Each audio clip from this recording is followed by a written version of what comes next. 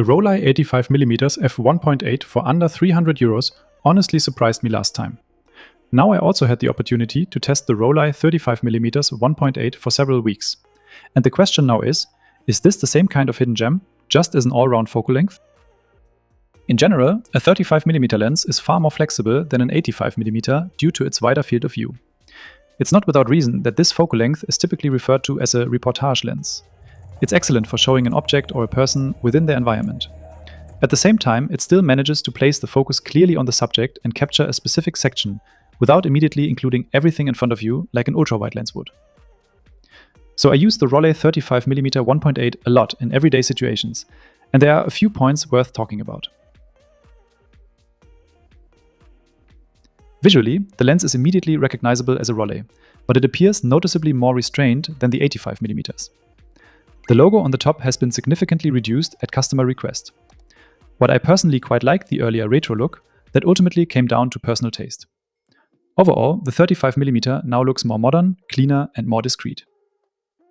In terms of features, there's also little reason for criticism. The lens has a manual aperture ring, which you can also set to automatic. In that case, aperture control works normally via the camera. In addition, there's a freely assignable custom button, as well as a classic AFMF switch. The lens is available for Sony E or Nikon Z mount, and firmware can be kept up to date via a USB-C port. In short, features and handling are very strong for this price.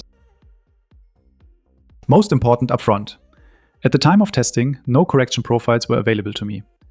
Especially with regard to vignetting and chromatic aberrations, results could therefore improve noticeably once future profiles are available. In the center, the lens already delivers solid sharpness wide open at f1.8. Stopping down brings hardly any visible improvement here. In practice, the difference is minimal. Compared to the 85mm, however, the 35mm does not quite reach the same very high level of sharpness. That is purely my subjective impression, as I didn't measure it objectively. At the edges of the frame, the image appears softer at wide open aperture. Stopping down helps noticeably, and up to around f8, the image gradually becomes sharper. As you can already see here, chromatic aberrations are clearly visible, especially toward the edges of the frame. They are still present even at f8, but can be corrected manually relatively easily.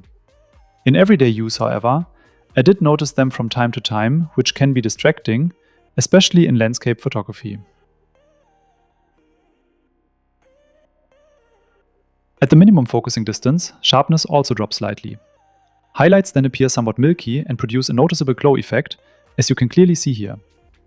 While this can be interesting from a creative standpoint, it is technically a weakness. Visible vignetting is also present, which is not unusual in this lens class. It can be corrected with a single click and, in my view, is completely unproblematic. With 35mm and a maximum aperture of f1.8, expectations should be kept realistic. In portrait and close-up situations, the Rollei 35mm can still produce pleasant background blur. The background appears nicely soft, but always remains recognizable, which is completely typical for this focal length and often adds context to the image. Overall, the bokeh quality is solid. Light sources in the background, however, tend to become misshapen fairly quickly, especially toward the edges of the frame. In practice, this is usually only noticeable in targeted tests or very high contrast lighting situations. For everyday photography, memories, and a natural, slightly soft image look, the bokeh is absolutely sufficient and pleasant in many situations.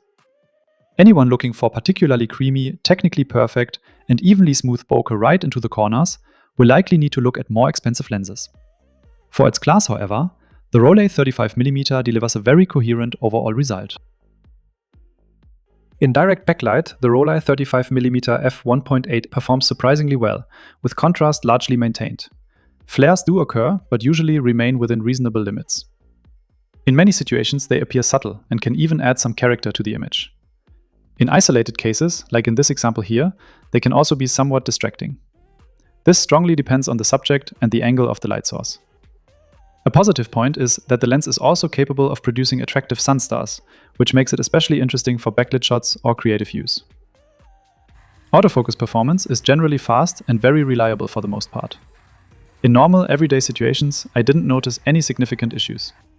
Even in low light, the autofocus was still able to lock onto the subject reliably, which is a clear positive in daily use.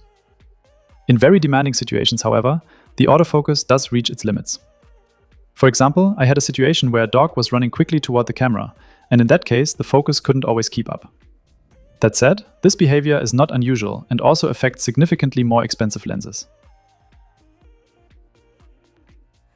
In short, absolutely yes for hobby photographers, rather no for professional demands. As a lens for hobbyists and everyday photography, the Rollei 35mm f1.8 forms a very coherent overall package. For my personal use cases, it is completely sufficient and, in my opinion, very versatile.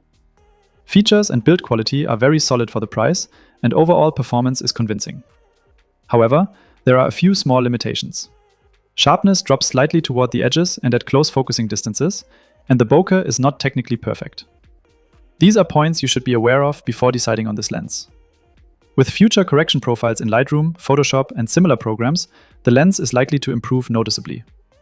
Still, to put it plainly, in terms of pure sharpness, the 35mm f1.8 does not quite match the Rollei 85mm 1.8, which was exceptionally strong in that regard. If you enjoyed the video, I'd really appreciate a like and a subscription, and I hope we'll see each other again in one of my next videos. Until then, take care and see you soon.